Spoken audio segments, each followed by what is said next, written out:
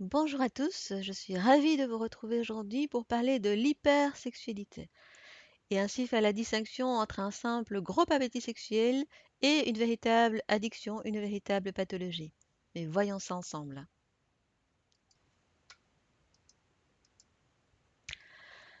Bien sûr, j'en ai déjà parlé dans une vidéo précédente, en termes de rapport sexuel, il n'y a pas de normes toutes faites. Comme dans la vie en général, certains seront plus gourmands que d'autres sans que cela soit considéré comme un problème. Donc si les deux partenaires ont un bon appétit sexuel, c'est le feu d'artifice sans plainte ni complainte. Si l'un est plus demandeur que l'autre, une frustration peut s'installer dans le couple, mais sans pour autant qu'on puisse parler d'hypersexualité d'un des partenaires. Donc la frustration peut causer souffrance, des ajustements seront à prévoir sans entrer dans le forcing, mais le couple n'est pas nécessairement remis en question et la personne en demande ne grimpe pas obligatoirement au plafond de nervosité. Dès lors, quand est-ce qu'on peut réellement parler d'hypersexualité? C'est une définition plus complexe qu'il n'y paraît. Donc on va parler d'hypersexualité lorsque plusieurs critères sont réunis et le premier d'entre eux est le sentiment de perte de contrôle sur ce qui se passe. Donc il s'agit de quelque chose de compulsif. La personne dira c'est plus fort que moi. Toute pathologie psychiatrique étant exclue, toute consommation de drogue étant bannie, l'hypersexualité peut être définie comme telle si elle s'étend sur une période d'au moins 6 mois. Autre caractéristique, la personne qui en souffre va passer un temps et une énergie considérable autour de ses pulsions sexuelles, et ce qu'il s'agisse de simples fantasmes ou d'activités sexuelles concrètes, ce sera un point tel que d'autres domaines de vie vont être impactés, comme la vie professionnelle, qui forcément va être délaissée, la vie financière, qui peut devenir difficile, soit parce qu'on a perdu son boulot, ou encore parce qu'on a recours à des prostituées, par exemple, et bien sûr la vie familiale, si elle existe.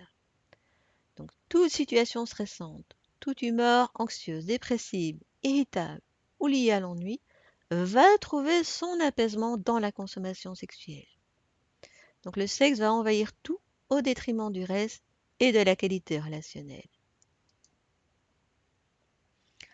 Alors les tentatives pour maîtriser le comportement et les pensées vont se solder la plupart du temps par un échec cuisant. À cela vont s'ajouter des sentiments de honte et de culpabilité qui vont aussi parasiter la vie de l'individu et qui vont impacter le plaisir réel. Plaisir qui va être de moins en moins au rendez-vous. Donc il y aura surtout un sentiment de soulagement après assouvissement de la pulsion. Et c'est là qu'on peut faire la comparaison avec la consommation de drogue. Lors d'un premier shoot de consommation de drogue, le plaisir peut sembler très intense. Puis on va consommer de plus en plus dans l'espoir de retrouver ce plaisir intense, mais ce plaisir va s'amenuiser. D'une part. Et la consommation va surtout venir aider à compenser le sentiment de manque. Donc, souvent la combustion est telle aussi que l'individu ne va plus tenir compte du risque qu'il encourt, par exemple menace de divorce ou des poursuites judiciaires dans certains cas. Il ne va plus tenir compte non plus du préjudice pouvant être porté à la personne qui est en face de lui. On peut aussi rentrer dans une problématique d'escalade, toujours plus extrême, puisque le plaisir, comme je l'ai dit, s'amenuise et que l'insatisfaction devient de plus en plus présente. Le stade ultime, ça peut être la délinquance sexuelle ou une dépression majeure, voire même le suicide. Donc il s'agit d'une véritable souffrance qui empoisonne l'existence bien plus que d'apporter de l'extase. À noter aussi que l'hypersexualité n'entre pas dans la catégorie des paraphilies. Il ne s'agit pas de pratiques sexuelles atypiques, mais d'actes sexuels courants, pratiqués de façon excessive, répétitive, voire désinhibée. Ce trouble touche un peu plus les hommes et toucherait environ 3 à 6% de la population. Souvent, on va retrouver des troubles associés, dont notamment d'autres dépendances, à l'alcool par exemple, tabac, drogue, médicaments, voire même addiction au travail. On retrouvera souvent chez l'individu des tendances anxieuses et ou dépressives. À noter aussi que l'hypersexualité, en tant que telle, ne doit pas être confondue avec une phase maniaque chez les personnes souffrant de troubles bipolaires. C'est-à-dire qu'en phase maniaque, on peut avoir une hypersexualité qui se pointe, qui voit le jour, ainsi que des attitudes complètement désinhibées. Mais cette tendance va disparaître dès que la personne sera stabilisée. Ce sont alors les régulateurs d'humeur qui vont faire leur travail, hein. Alors, quels sont les chemins empruntés par l'hypersexualité? Donc, comme on a pu le voir dans la définition, sa manifestation n'est pas seulement d'avoir beaucoup de rapports sexuels, parfois même il n'y en aura pas. D'une part, la sexualité va occuper la majorité des pensées de la journée, et d'autre part, la mise en place de stratégies pour assouvir la pulsion va demander beaucoup de temps et d'organisation. Alors en gros, l'hypersexualité peut prendre 5 grandes voies. Il y a d'abord le fantasme obsédant d'être tout-puissant sexuellement. Donc l'idée, c'est un peu pouvoir bander, sur commande et faire jouir toutes les femmes ou tous les hommes. Parce que l'hypersexualité peut concerner aussi bien les hétérosexuels que les homosexuels. Alors entendons-nous bien, ce fantasme est courant et ne cause pas de problème en soi, sauf qu'ici il devient obsessionnel.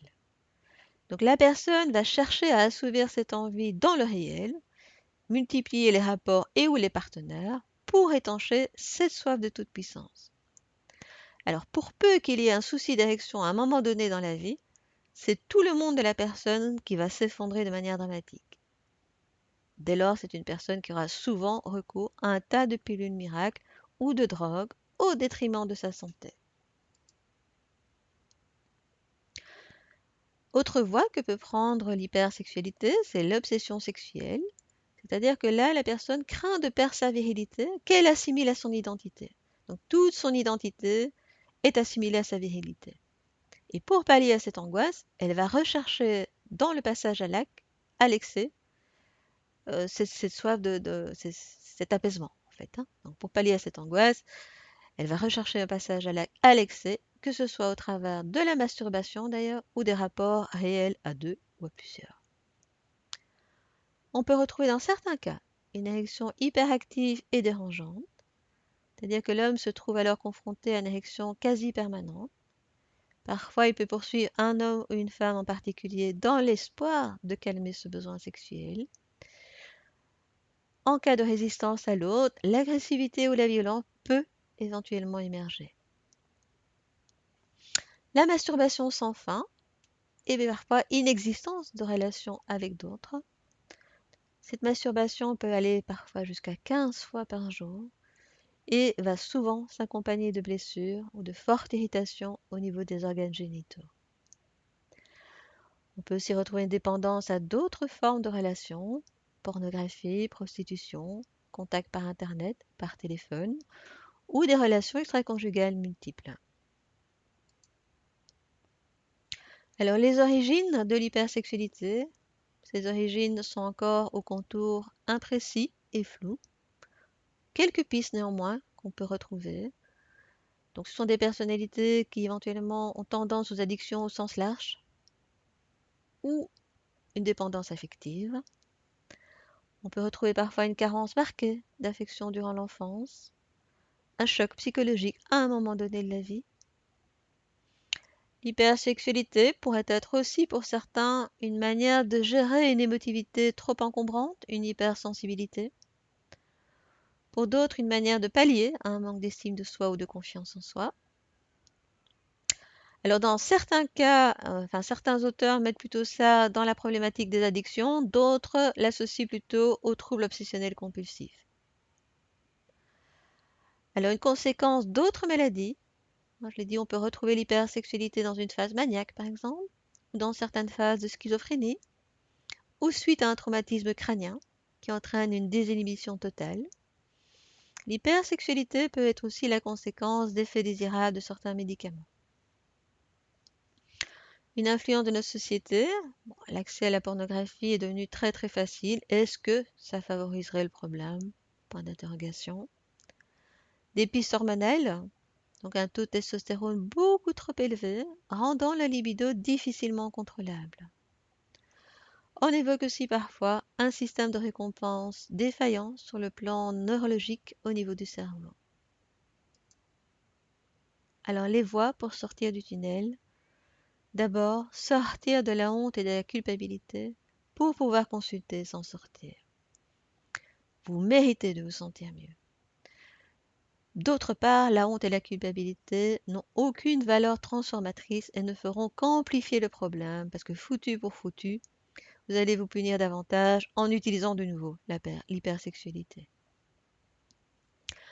Ensuite, le traitement sera psychothérapeutique et ou médical, médical selon les causes diagnostiquées, ou encore pour apaiser l'anxiété le temps que la prise en charge thérapeutique fasse son effet.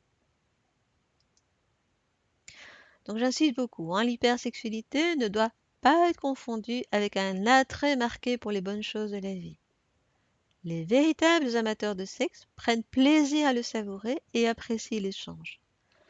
Ce n'est pas le cas dans l'hypersexualité, où le plaisir tend de plus en plus à déserter et où la perte d'autonomie entraîne une grande souffrance.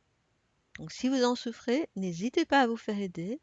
Les sexologues ne sont pas là pour vous juger, mais bien pour vous aider à comprendre et dépasser cette addiction qui vous emporte. Si vous avez des questions, n'hésitez pas à me contacter via mon site www.toutestpossible.be. C'est l'occasion de vous y inscrire aussi si vous voulez être tenu informé des prochains articles, des prochaines vidéos ou des prochaines activités.